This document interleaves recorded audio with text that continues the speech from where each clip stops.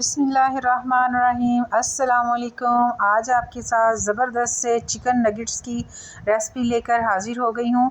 तो अगर चैनल पर नए हैं तो चैनल को सब्सक्राइब करें और रेसिपी सीखने के लिए वीडियो को एंड तक देखिए। ब्रेड हम ले लेंगे 4 अदद। इसको हम पीसेस में कट कर लेंगे और इसमें हल्का सा दूध ऐड कर देंगे। मतलब दूध ऐसे है जैसे स्प्रे करना है इसके ऊपर, इतना सही, वरना ये बिल्कुल ढीले से वो मतलब पतला सा पेस्ट इसका बन जाएगा। तो दूध हमने डाल लिया है, इसको तकरीबन 4 से 5 मिनट के लिए एक साइड पे रख देंगे। जब तक ये दूध इसमें जज़्ब होगा उस वक्त तक हम अगला पेस्ट अपना तैयार कर लेते हैं। इसके लिए हमें चिकन चाहिए 1 पाव। उसमें हमने लहसुन की कलियां डाल ली हैं 6 से 7 अदद और इनको ग्राइंड करके कीमा बना लिया है। अब इसके अंदर बाकी इंग्रेडिएंट्स डालेंगे, बहुत ही सिंपल और कम इंग्रेडिएंट्स के साथ इसको बना लेते हैं। इसमें नमक, सब्ज़ मिर्च, सुर्ख मिर्च और सोया सॉस डाल लेंगे।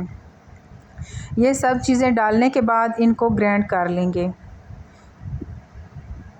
ये देखिए हमारा पेस्ट बन के तैयार हो गया है। इसको एक प्लेट में निकाल लेंगे। तो ऑयल की मदद से इसको फैला लेंगे, बल्कि एक बड़े ट्रे में इसको लेंगे और इसको ऑयल की मदद से ग्रीस करके सारा पेस्ट इसमें फैला के इसको फ्रिज में तकरीबन आधे घंटे के लिए रख देंगे ताकि ये अच्छे से सेट हो जाए।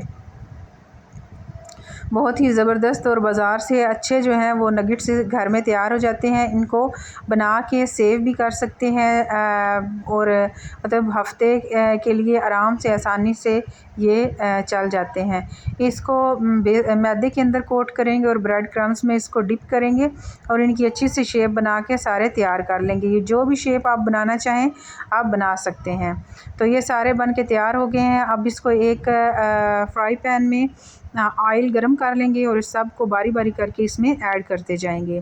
तो ऐड करने के बाद इनको हल्के हाथ से हिला लेंगे और जब एक साइड से कलर चेंज हो जाए तो इसको दूसरी साइड से पका लेंगे। तो नगेट्स हमारे बन के तैयार हो गए हैं। इसी के साथ अगर रेसिपी पसंद आई है तो मेरे चैनल को सब्सक्राइब करते जाएं, लाइक का बटन दबाते जाएं, प्यारा सा अच्छा सा कमेंट करते जाएं और मुझे इजाज़त दीजिए मेरी अगली आने वाली वीडियो तक के लिए। इसी के साथ ज़रूर इसको रेसिपी को देखें और एंड तक वीडियो देखें ताकि आपको रेसिपी की अच्छे से समझ आ जाए। अल्लाह हाफ़िज़।